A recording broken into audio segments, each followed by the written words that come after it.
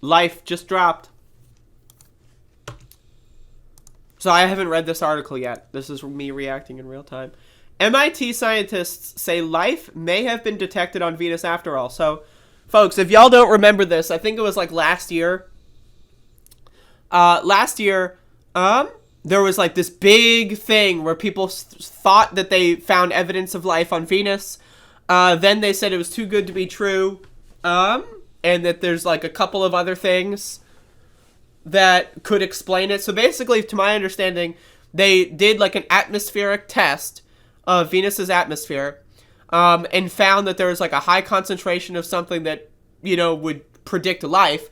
But then, they said that, there's still so many other things it could be. So let's hold our horses here. But they made the rounds, life on Venus. Now again, I'm a life on Venus truther. This is something I've been saying for a lot of years. People say, is there life on Mars? Life on Mars. That's the popular one. I'm a life on Venus person. For those of you that don't know, Venus is the second closest planet to the sun. And it's got an extremely hot atmosphere. For those of you that don't know, Venus used to be a lot like Earth. But then Venus had a runaway greenhouse gas effect that basically made the entire planet an inferno. For those of you that don't know. I love Venus. Venus is my favorite planet. Now, if we're going to count anything in our solar system, like moons, Titan is my favorite, right? I'm a Titan person. I think there's life on Titan as well. Possibly Io, but Titan, I'm 100% sure that there's life on Titan. But if we're talking about planets, because Titan's a moon, if we're talking about planets, I'm a life on Venus person. This is something I followed for a little bit, and so let's read this update. Researchers made a huge splash last year when they announced the discovery of significant sources of phosphine in the atmosphere of Venus. The colorless and odorless gas they claimed at the time could be a possible sign of life, as it is often the result of organic matter breaking down on Earth. The hypothesis remains a bit of a stretch. Clouds in the planet's thick carbon dioxide-filled atmosphere could harbor life forms that also happen to be resistant to the incredibly caustic droplets of sulfuric acid surrounding them. And indeed, other scientists have thrown cold water on the hypothesis, calling out the possibility of a processing error that throws the data itself into question.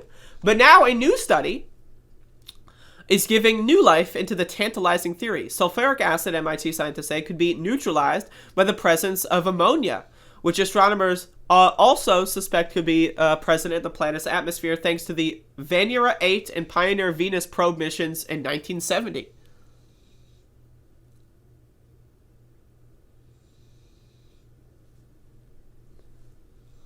Ammonia would set off a long chain of chemical reactions that could turn Venus's clouds into a hospitable place. In short, life could be making its own environment on Venus. Now again, 50 years it takes for life to form. I don't know. I'm skeptical of that. But either way, let's read it. Life could be making its own environment on Venus, the researchers write in their paper, which was accepted into the journal Proceedings of National Academy of Sciences. Our model therefore predicts that the clouds are more habitable than previously thought and may be inhabited, the researchers conclude. The ammonia gas itself could be the result of biological processes. The authors suggest, instead of, I'm really sick, right, and I'm a little dizzy, and I've got dyslexia, so please bear the fuck with me. Instead of lightning or volcanic eruptions, as has been suggested in previous research. There are very acidic environments on Earth where life does live, but it's nothing like the environment on Venus, unless life is neutralizing some of those droplets, co-author Sarah Seeger, a planetary scientist professor at MIT, said in a press release. It's an interesting conclusion, but nothing short of sending a probe into Venus's atmosphere will convincingly confirm the tantalizing hypothesis. Fortunately, both NASA and the European Space Agency are planning to send their very own respective spacecraft to our closest planetary neighbor within the next 10 to 15 years. So hopefully some answers will finally be on the way. Again, I'm a Venus truther. Always have been, folks. Always have been a Venus truther, I'm telling you right now. In fact, let me look up that picture of Venus. It's a really good photo of Venus's surface. They sent a probe there and it like melted or something. Check this out.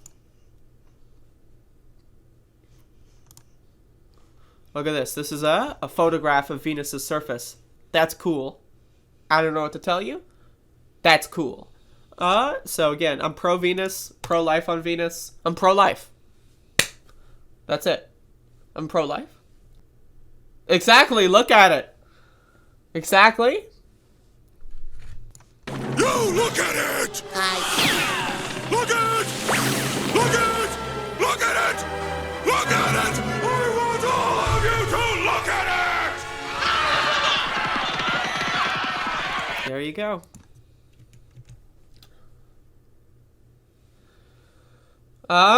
Fucking hell. I hope that I don't get copyright claimed for that one. I don't know. It's like a 15-second clip. It's kind of cutting it close. Gonna be what Earth looks like someday. Heck yeah. Yeah, I'm pro-life. I'm pro-Venus. But more importantly, I'm pro-life. I think that's the gist of my message today.